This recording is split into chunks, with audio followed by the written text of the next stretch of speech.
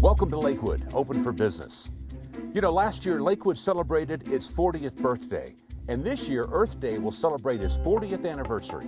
We'll visit 2 earth-friendly Lakewood businesses this month. Simply Efficient, Lakewood's one-stop alternative energy source, and Weston Solutions, an international company that deals with environmental restoration and property redevelopment. So sit back and relax. Lakewood Open for Business is about to begin.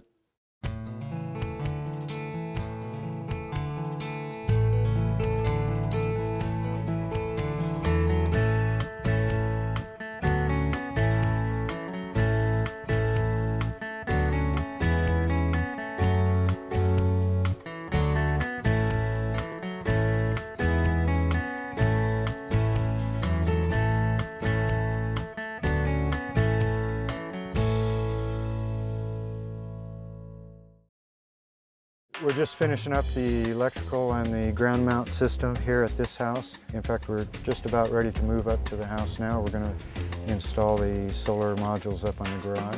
Hey Damon, how's it going? Good, how are you doing? Good. Man, this is some installation you got going here. Thanks. Is this typical of what you guys do? Yeah, for residential, this is good size. This one's a little more complex because it's broken up between the garage over there and the barn over here. This ground mount is a little more complex. Digging everything up, putting in the posts, getting it all going together takes a little more than it does on most houses. But this is pretty straightforward. We use the same panels, the same rails, just the structure underneath it's a little different and we have to do a little more engineering. Now those solar panels that you've got there don't look like the solar panels I remember from the 80s. These look a lot thinner. Well, these are the solar electric. Those panels you're talking about are solar hot water. We do those as well, and we service those old systems as well, and we do new systems for the solar hot water. But the solar electric is an entirely different technology that came out of NASA. When was Simply Efficient formed? Simply Efficient was formed about 4 years ago. I was brought in as president 3 years ago. Most companies out there, they sell one technology, like solar electric is a lot of companies, and they just focus on that. It's kind of the hammer and nail, whereas, you know, if all you've got is a hammer, everything's a nail. We look at all the different technologies for people and we match what their best situation is for each technology. Because some people solar thermal is their best, some people wind is best, ground source heat pumps, some solar electric. A lot of solar electric is best for most people because of some of the rebates out there right now. The solar electric is definitely a new technology. The way it works and the way it transfers and is able to make electricity just from sunlight. This type of a panel has been out for 15, 20 years. So it's tried and true. And it's going to last. The typical warranties on panels are like 25-year warranties. But you don't find in electronics, try finding a 25-year warranty on just about anything. So Damon, how exactly do these panels work? Well, they take the sunlight. The sunlight excites the electrons within the materials in here. And so that makes them jump out of the material, and then that starts the electricity moving through the panel and through your house to power up your house. The sunnier days, it'll work higher, and when you're not using as much power, your grid just still makes up for whatever you need. You really kind of balance it out almost like an account over the whole year. So like if, depending on where you are, like up here in the mountains, people usually use more power in the winter than they do in the summer, but down on the plains, they use more power in the summer than they do in the winter.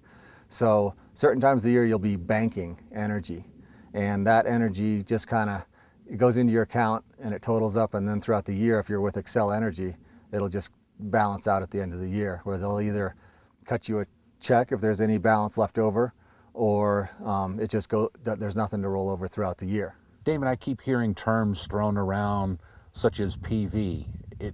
Is that a different type of system than what you guys are normally installing, or? Photovoltaic, it has to do with the photons. So that's light, and the voltaic is electricity. So it's actually the word photovoltaic is the same thing as solar electricity. When you look at the solar industry as a whole, it's a pretty young industry compared to some other industries out there, right? Oh, yeah, definitely a young industry. We're still out there on the edge. The technologies like these, they have been proven, but as far as getting some widespread implementation, it's happening right now. So we're still kind of working into that in a lot of ways.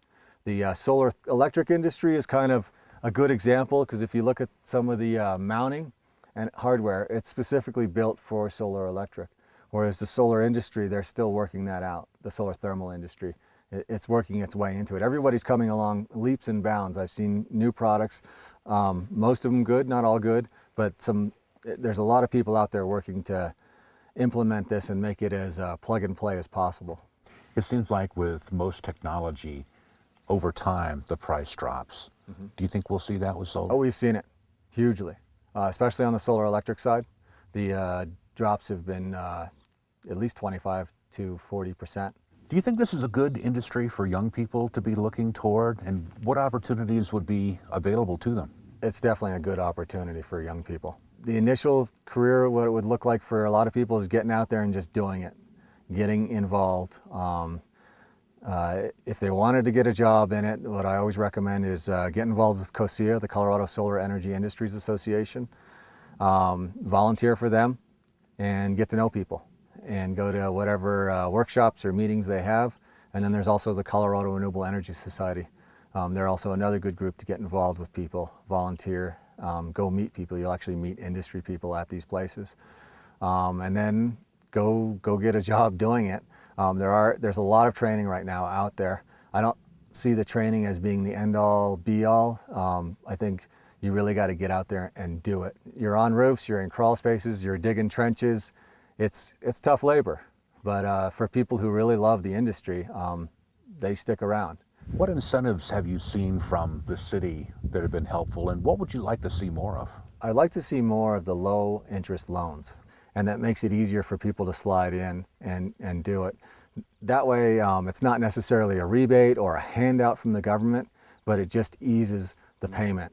And especially with technology like this that does pay for itself, because there aren't many technologies or things you can buy out there that do pay for themselves. You mentioned you also are involved in wind technology as Yeah. well? So you truly are a one-stop alternative energy source. Right. Yeah, we do wind turbines. With Guy being our master electrician, he can take on all the electric side of things. We're actually rare as a solar company. Most of them don't have a master electrician that's part of the company. We're here with Guy Larson, who's one of the partners with Simply Efficient. Guy, how are you today? I'm doing good. Good. I hate to bug you while you're doing this, but I just wanted to ask you a couple of questions if you don't mind. No, go right ahead. How long has Simply Efficient been in Lakewood now? That would be about 3 years now. What technologies and services does your company offer? We offer most all of the alternative energy, solar, wind, and when I say solar, I mean electric as well as thermal. I'm also trained and worked for a utility that supplied ETS systems, electric thermal storage. And you're doing a residential installation today. Do you do businesses too? We've done a few businesses, yes. What advice would you give somebody who's considering an alternative energy program? The first thing I would suggest is that you get an energy audit and take a serious look at conserving energy within your home before you jump into something that's expensive as this. Compact fluorescent light bulbs, anything that you can do to conserve energy up front is going to downsize the system, number one. Number two, conserving energy is always the right thing to do. So energy efficiency programs are sort of like hand in hand with the alternative energy installation then? Absolutely, absolutely. It's all about conservation. For every dollar that you put towards conserving energy within your home is typically going to save $100 on a PV system. This is not like the solar panels I remember back from the 80s. I guess technology's kind of changed a lot since then, right? They've gotten more efficient at putting the solar modules together. They've redesigned the cells. The technology really has advanced in inverting the DC power coming from a solar module into AC, the usable electricity that you use.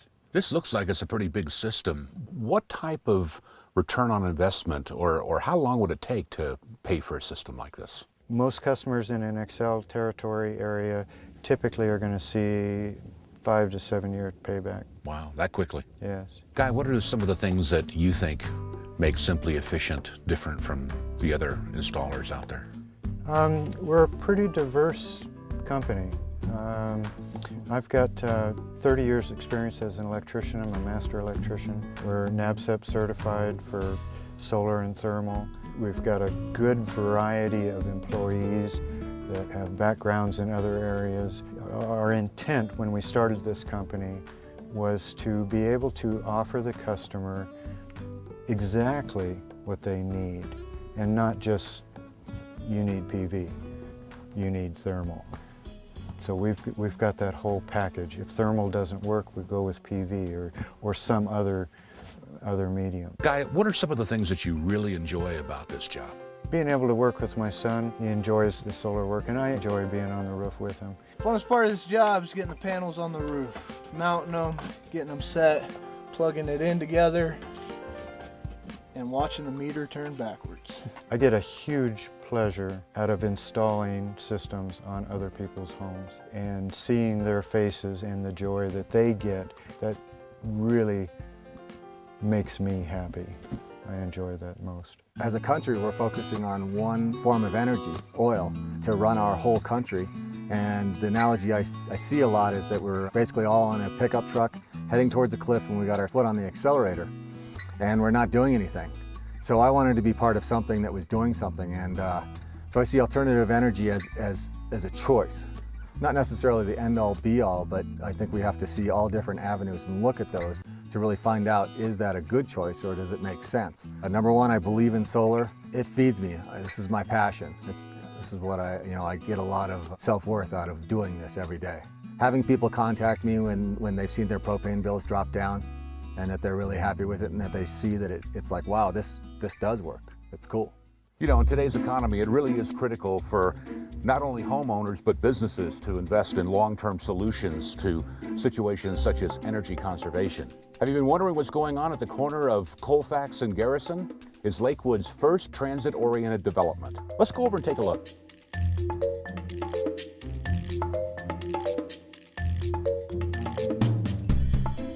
What's up? This is my friend Rob from Michigan. What's up? He's a teenager. Yeah. It's pretty cool. Woo! Hey, you want to slow down there? No. Really? Oh, okay. What are you doing? We're shooting a viral video. Hold on, I want to see this. Hey, this is his last 5 minutes on Earth.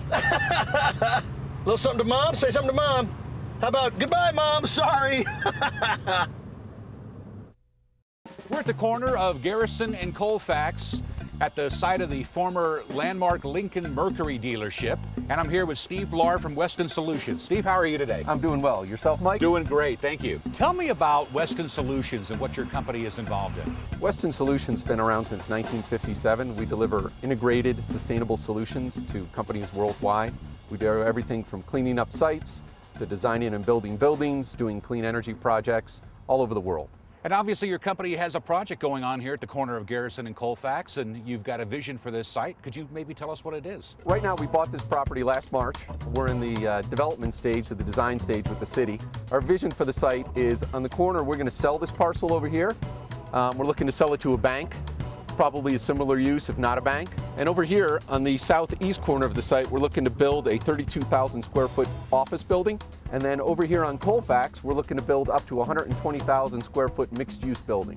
Retail on the ground floor and then office space up above. Now the mixed use zoning that Colfax has now played a part in you deciding to do this development here, right? It did. The mixed use is, in conjunction with the light rail, was a huge factor. This site was zoned planned development by the city of Lakewood, so the only use on the site was an auto dealership. So we knew we were going to have to rezone it. Lakewood came down and did a legislative rezoning down the corridor here to Colfax mixed use, which allows higher densities, mixed use. For example, you can put office, retail, residential, all on the same site, which allows it to be more pedestrian friendly, activates the site more during the day, during the weekend, and is better for the community as a whole. You know, Steve, I was on city council when we rezoned Colfax, and it's great to see it finally coming to fruition. I mean, we just had this vision. This is really happening now. Some of the attributes are you put the buildings closer to the road, which allows pedestrians to feel a little bit better instead of having the buildings way back on the site. People feel more comfortable when there's a building next to them, when there's activity next to them, and they can walk down a streetscape that has a tree lawn, nice wide sidewalks. It's just a more friendly environment for people. Steve, you mentioned how this project is going to be pedestrian friendly. Could you maybe elaborate a little bit more on that? Sure, if you're an office user in either the big mixed-use building or the small building over here, you'll be able to walk downstairs, eat at a local restaurant right in the building, do your dry cleaning there, insurance if you want to buy insurance. You'll be able to walk over to the bank on the corner and do your banking. You'll be able to walk right across the street to the grocery store and pick up groceries on your way home. So it's a more pedestrian-friendly environment. There's more uses on the site. People drive less, spending less money on gas. It's more Keeps environmental. people out of the cars and off the roads. It does. You know, I used to drive by this site quite often. This is where the buildings used to be, right? Correct. There was about 34,000 square feet of buildings here, 2 different structures. So boy, you had a lot of stuff to haul away when you tore these buildings down, huh? Actually, we did a technique called green deconstruction. You can see here, this was the former footings for the building, and we actually ground them up and put them back and filled them in the hole here. It's actually a structural fill that we used. So we diverted about 4,400 tons of material from the landfill. We recycled about 86% of the material that we took out of here. So that's copper, steel, concrete, everything that we could recycle, we did recycle. In addition, you can see this asphalt still on the ground here.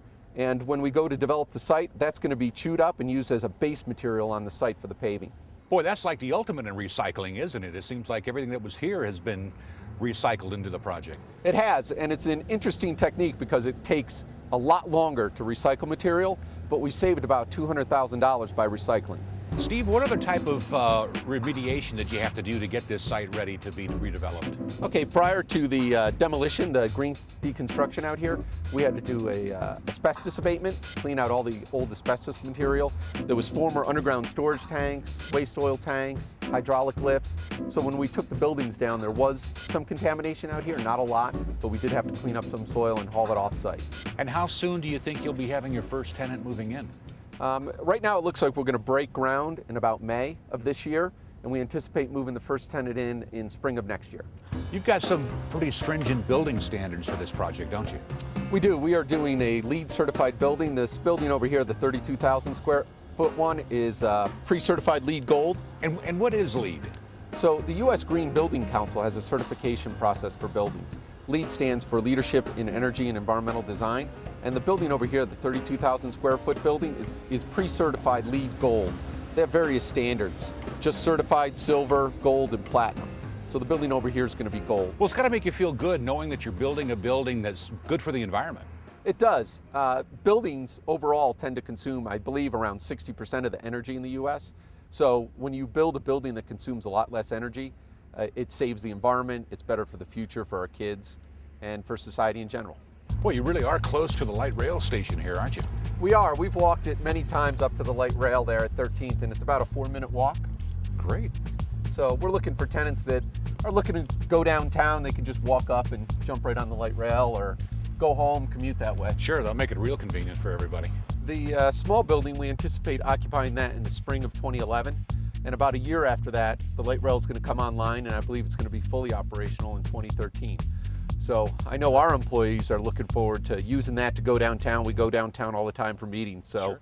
It'll be a great amenity for tenants. If you look at developments along light rail lines in Metro Denver, especially LEED certified ones, they're 98% leased up.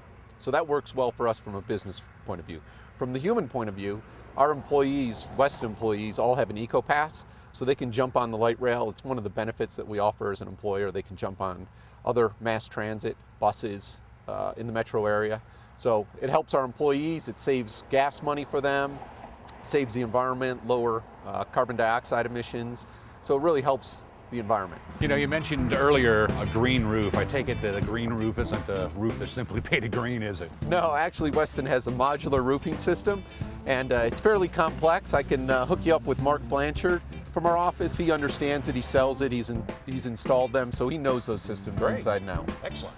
Hey Mark, how you doing? Hey Mike, how are you? Good, doing well.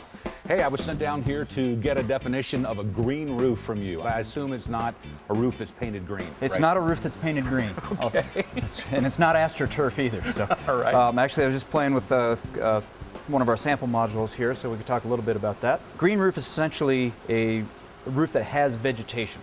A more technical term is vegetated roof, because we're using landscaping plants like you'd use in a rock garden, say. So it's not necessarily green in the middle of the winter. It's just like your landscape. It's going to change over time, over seasons. And the way we've developed it is this modular system. So I got a couple empty ones. You can see these. Yeah. Maybe it's a little easier. Yeah, pretty lightweight. It's pretty lightweight until you fill it with all the growth media and the plants. And then it gets a little heavier, but these are a little smaller modules, so a little easier for you or I to move. Now these are designed for flat roofs, and I know you were just looking at the Garrison Station site. That's a kind of a typical office structure where you've got a flat or nominally flat roof. And these are designed to go right on top of the normal roofing system. So after we've planted them at the nursery, set them up, we literally take them to the roof and one at a time put them in place. And they go right on top of the roof, and if you look at the bottom, it's kind of a waffle pattern. Yeah. That allows, and you see the drainage holes. Right. So by setting up on that waffle pattern, any excess drainage flows right underneath the module and just follows the normal roof drain system. What's the benefit of incorporating a green roof in a project that's going in? Green roofs were originally designed to help with stormwater management. If you think about a plot of land out here that's undeveloped, when it rains, the soil absorbs that rainfall. Some of it runs off, but a large percentage is absorbed. When we replace that with a building, asphalt parking lot, you get all that water running off, and that floods the streets, it overwhelms storm drains, it washes pollutants into the creeks, causes all kinds of problems. So by putting a vegetated roof on top, you've sort of mimicking what was originally there, the ground surface. And that's just one benefit. That was the original why people developed these. But as we've learned from them, we're learning that they're starting to help with what's known as the urban heat island effect. Have you heard of that? I've heard of that before, yeah. I think I saw something on 60 Minutes about it. You probably did. You probably did. It's the idea where these buildings heat up more, again, the natural terrain, vegetation, that type of material does. And you get higher temperatures in the city, and you can actually map out a profile over a large urban area. If you think of a cross section with a temperature profile, as you go from rural area over to cities, that temperature in the summertime is actually higher, it peaks. And that causes a couple of problems. It's stress on people just because of the heat, and it also causes a greater energy requirement at buildings for cooling them. So by using the roof with the natural process of the plants to cool it, you have less heat load on the roof and therefore use less energy. So this can actually lower your energy bill? It can. Wow. So do you ever have to get up on the roof and water this thing like once a week or at any frequency? Not necessarily weekly, although when you first set it up, you may have a little more TLC to get it established. But just like a garden? Just like a garden. Yeah. These are plants that we use in your typical xeriscape rock garden.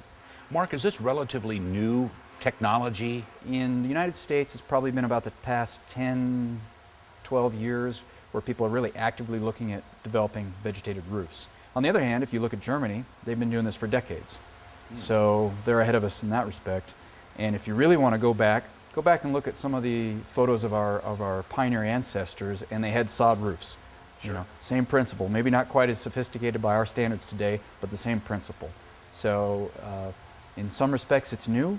In some respects we're rediscovering the old and saying, you know, that was a good idea, why did we lose that? Let's bring that into the modern environment. The US EPA at their headquarters in downtown Denver pushed this about 3 years ago with an experimental roof, and that was one we did, and we have participated in their ongoing research. So it's a research roof where they're trying to test out different plants, see which ones fail, see which ones do really well, and promote that development. Mark, do you ever have any problems with leakage? Does it create like a muddy mess or something like that if it should break or leak? First of all, these modules have a 20-year warranty on them. Oh, wow. So you've got some good reassurance based on that. We really haven't had problems with breakage. This is actually made of 100% recycled polyethylene. It's pretty tough, it's pretty durable. Sometimes people ask us why it's the dark color, and that's because it's other recycled material. Well, even this smaller one is quite strong. Yeah, this one was designed to be a little easier for one individual person to move. As we talked about the larger ones, they get pretty heavy, but you can see these handles are molded into the side, and you can easily pick them up, move them around, configure them however you like. The tried and true hardy plants that are used throughout the industry in green roofing are the sedums, and there are literally dozens of varieties of sedums. You might know some common names like dragon's blood or tricolor, or some of those that are often used in the Denver area in rock gardens. We also use varieties like Delosperma, which are ice plants, things like that. Sempervivum is one of my favorites. It's a slow grower, but it's one of those that grows over time. And again, you've seen it in all kinds of rock gardens, and it buds and it slowly spreads, and it has nice flowering stalks. So how does this lead to the LEED certification? How does it lead to the LEED? How does it lead to LEED? Well, as you know, LEED stands for Leadership in Energy and Environmental Design, and this kind of plays into both components of that. We talked about the stormwater management as being one of the primary reasons for doing green roofs. There are a couple of categories under LEED when you're pursuing your certification that tie into that aspect of stormwater management. One is stormwater quantity. We talked a little bit about that, how this just slows that rush that comes from replacing natural ground surface with hard buildings and parking lots and such. And so there are calculations under the LEED system to say, you know what, I'm managing that stormwater component so that I'm not causing greater problems downstream. And the green roofs help a lot with that. There's also a water quality component of stormwater management. And so the process of the plants and the planting media helping to filter pollutants essentially contributes to that aspect of LEED. Another area of LEED is the heat island effect that we talked about earlier with green roofs. And so LEED is also trying to promote the quality environment that comes from managing impacts of buildings, and specifically with regard to heat islands. So they give points for providing, say, 50% or more of the roof area with a vegetated roof, because they know that that provides the cooling effect for that urban environment. The project that you've got going on Colfax, how do you see this project benefiting that area? And there are some great neighborhoods. If you look at the neighborhood that our project is located in, the Iber neighborhood, fantastic neighborhood group, great folks that are really committed to seeing improvement along that corridor. So, you know, I'm excited that we're a part of that. You know, we're right there close to one of the new light rail stations. That's the way the future is going to develop, and I feel like we're right at the leading edge of that and get to participate in that. After doing this all week and working with plants and getting your hands dirty, do you go home on the weekend and work in your garden or in your backyard? Absolutely. Absolutely. You are committed, aren't you? I love it. Weston does all kinds of environmental work, and years ago I was one of the guys in the moon suits out at Rocky Mountain Arsenal cleaning stuff up. I've seen the negative impacts from industrial activities, the negative impacts resulting from pollution, that kind of thing.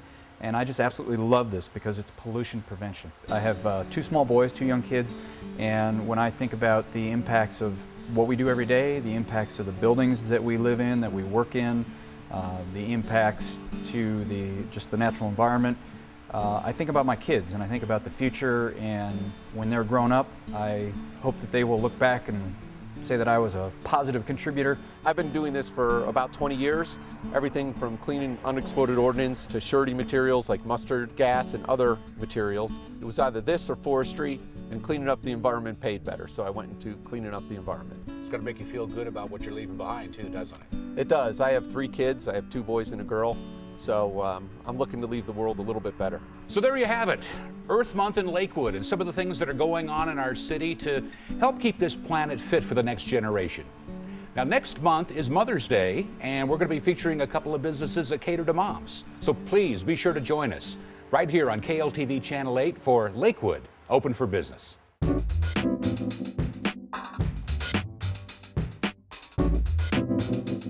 There's a lot of things going on in Lakewood this month. Here's our community calendar to give you kind of an idea of what's happening when and where.